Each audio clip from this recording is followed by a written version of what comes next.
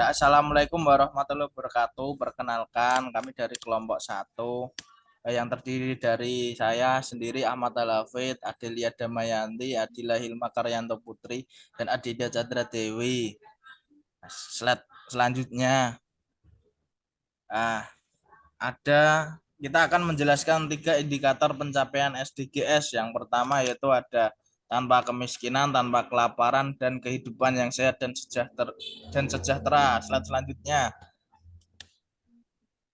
Ya, tanpa kemiskinan.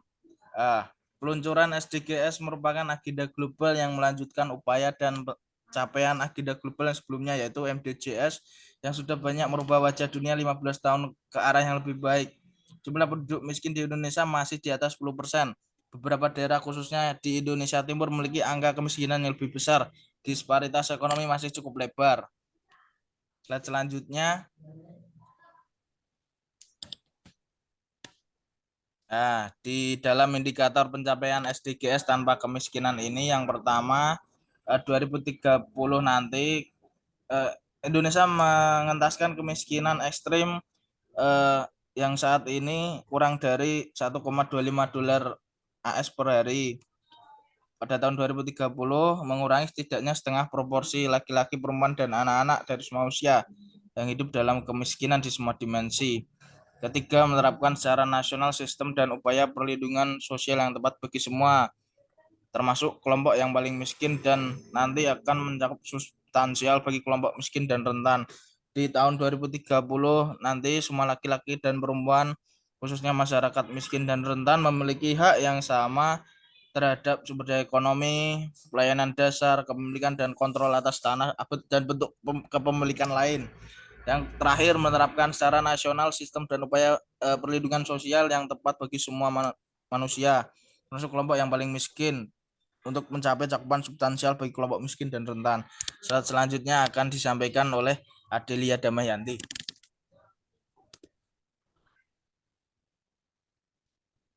Lanjutan dari indikator tanpa kemiskinan yaitu nomor 6 atau poin ke-6 adalah pada tahun 2030 menjamin bahwa laki-laki dan perempuan khususnya masyarakat miskin dan rentan memiliki hak yang sama terhadap sumber daya ekonomi serta akses terhadap pelayanan dasar, kepemilikan dan kontrol atas tanah dan bentuk kepemilikan lain, warisan, sumber daya alam, teknologi baru, dan jasa keuangan yang tepat termasuk keuangan mikro. Poin yang ketujuh atau indikator yang ketujuh terkait kemiskinan yaitu pada tahun 2030 membangun ketahanan masyarakat miskin dan mereka yang berada dalam kondisi rentan dan mengurangi kerentanan mereka terhadap kejadian ekstrim terkait iklim dan guncangan ekonomi, sosial, lingkungan, dan bencana. Yang kedelapan, menjamin mobilisasi yang signifikan terkait sumber daya dari berbagai sumber, termasuk melalui kerjasama pembangunan yang lebih baik untuk menyediakan sarana yang memadai dan terjangkau bagi negara berkembang, khususnya negara kurang berkembang untuk melaksanakan program dan kebijakan mengakhiri kemiskinan di semua dimensi. Indikator yang ke-9 yaitu membuat kerangka kebijakan yang kuat di tingkat nasional, regional, dan internasional berdasarkan strategi pembangunan yang memihak pada kelompok miskin dan peka terhadap isu gender untuk mendukung investasi yang cepat dalam tindakan pemberantasan kemiskinan. Ya, slide selanjutnya akan disampaikan oleh Adinda. Baik, selanjutnya indikator pencapaian SDGs tanpa kelaparan. Pada tahun 2030, menghilangkan kelaparan dan menjamin bagi semua orang, khususnya orang miskin, dan mereka yang berada dalam kondisi rentan, termasuk bayi, terhadap makanan yang aman, bergizi, dan cukup sepanjang tahun. Yang kedua, pada tahun 2030, menghilangkan segala bentuk kekurangan gizi, termasuk pada tahun 2025 mencapai target yang disepakati secara internasional untuk anak-anak pendek dan kurus di bawah usia 5 tahun, dan memenuhi kebutuhan gizi remaja, perempuan, ibu hamil, dan menyusui, serta manula.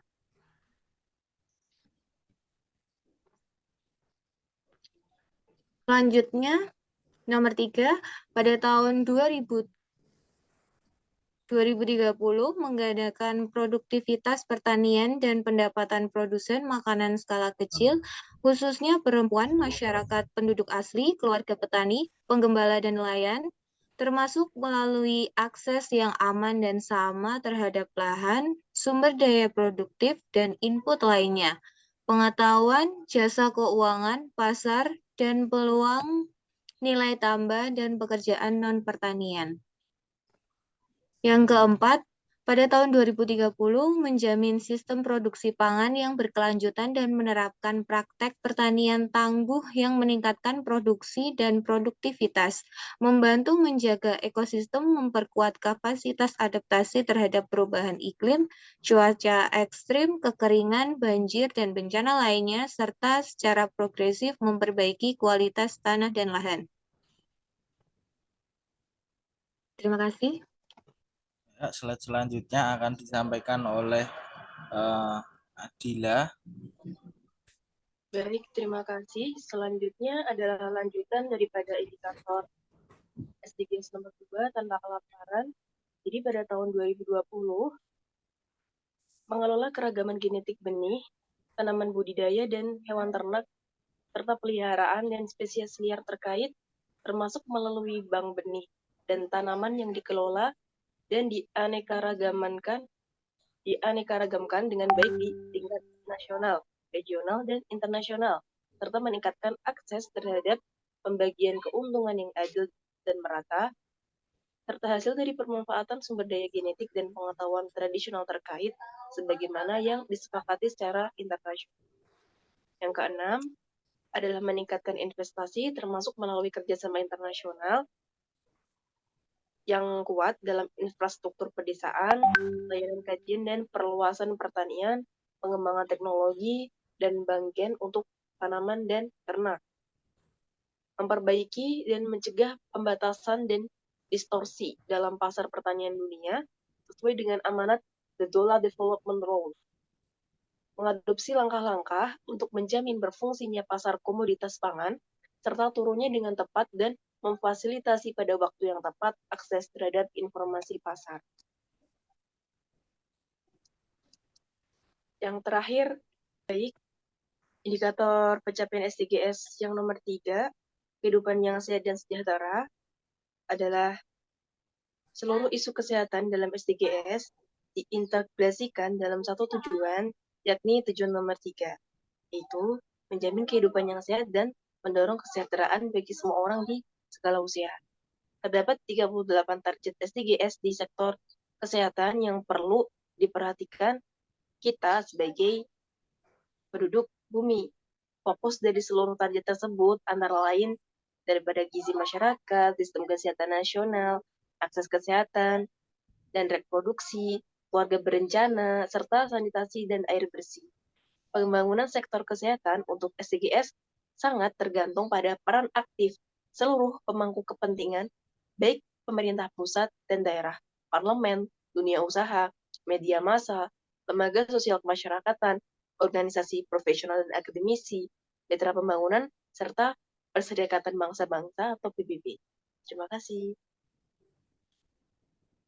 Oke, terima kasih. Sekian presentasi yang disampaikan dari kelompok kami. Bisa dikirim di kolom komentar pertanyaannya. Baik.